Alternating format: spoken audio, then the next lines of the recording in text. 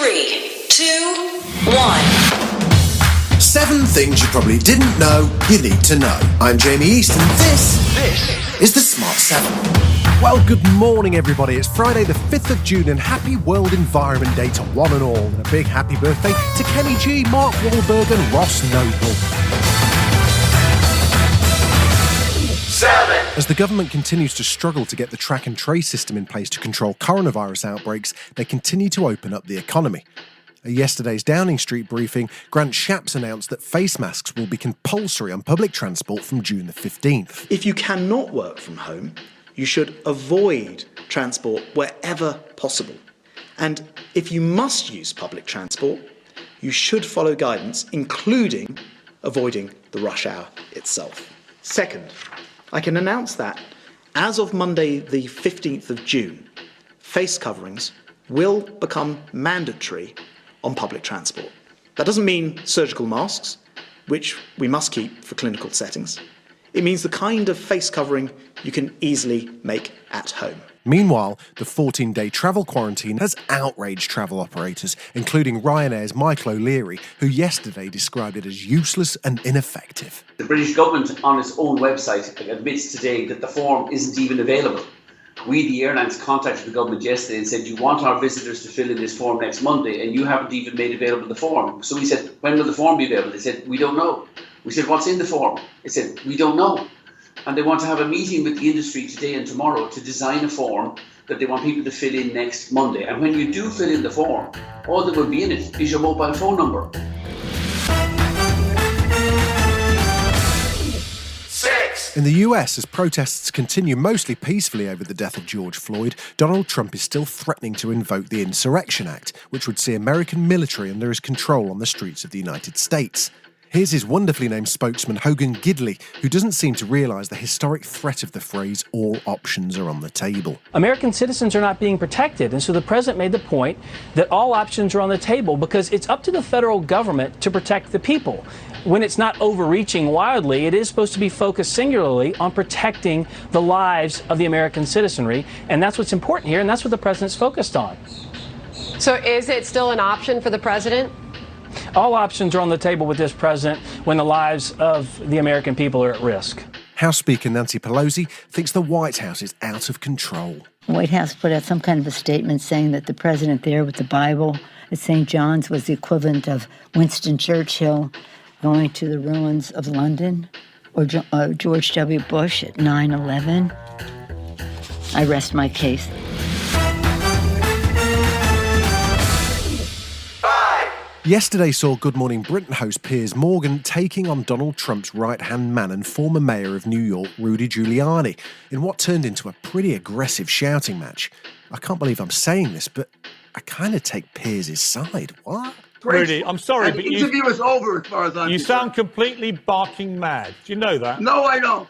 You've you lost the sound plot. like a big You've liar. lost the plot. And it's sad to see. You're the one who got thrown off of television here Yeah. because you had ratings that were about 2. Yeah? So don't tell me I've lost anything. You keep going, Rudy. I know what happened to your show, Piers. Yeah? And I remember the mistakes you made. I remember- And I remember how you sucked up. Yeah, well, I So remember... don't give me that stuff. I know who you are. Oh, and Rudy said sucked up. I think Piers was hoping he swore.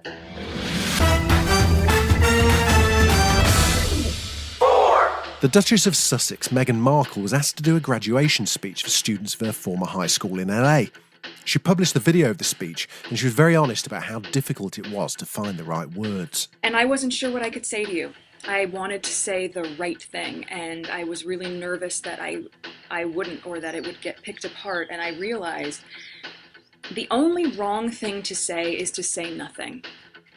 Because George Floyd's life mattered, and Breonna Taylor's life mattered, and Philando Castile's life mattered, and Tamir Rice's life mattered, and so did so many other people whose names we know and whose names we do not know. 3. Sport, yes, and this morning it's tennis. Well, Rafael Nadal has been suggesting that tennis should wait until things return to normal before resuming.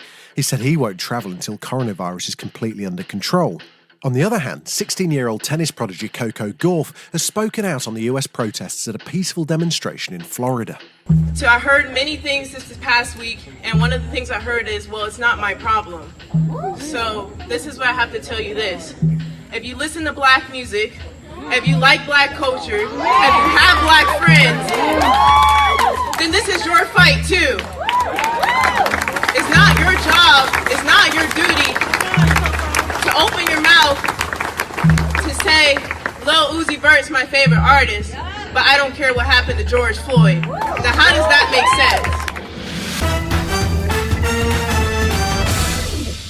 sense? We head to Belgium now, where one man has been tormented by pizza deliveries for years, and he's never ordered pizza. Jan van Landegien has been getting pizzas he hasn't ordered delivered to him day and night for 10 years. In January, he had 10 deliveries in one day. One guy brought 14 pizzas, and Jan has never been able to figure out who's doing it to him. But it's driving him mad. Hold on a second.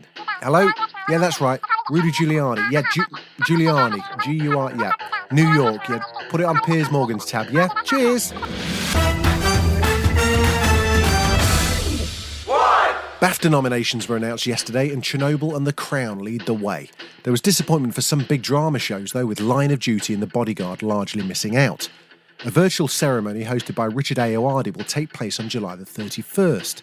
In scripted comedy, there was a well-deserved nomination for The Derry Girls. Here's the episode where they discuss the similarities and differences between Protestants and Catholics. Protestants are British and Catholics are Irish.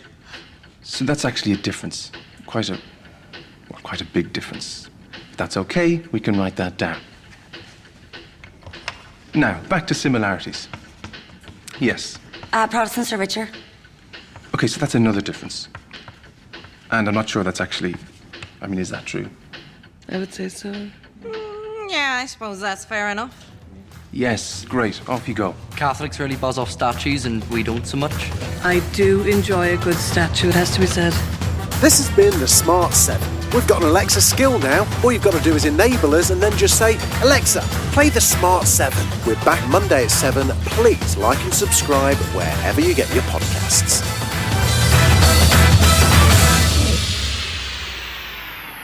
Rule of 3. Where people who make funny stuff talk about something funny that they love. Because I remember as a kid thinking that's a really good old-fashioned gag, but it's also nasty. The actual VHS, this is clearly sufficiently important to me that this went to house moves as well. There is that joy and that slight fear as well about who's going to say what. Everything from Airplane to Bottom. From When Harry Met Sally to The Muppets. Trying is good, aiming high is good, being ridiculous and not being afraid of failure is good. I think that joke is so fucking funny. Again, I just think this is hysterical. It's beautiful stuff. Rule of 3 from Great Big Owl.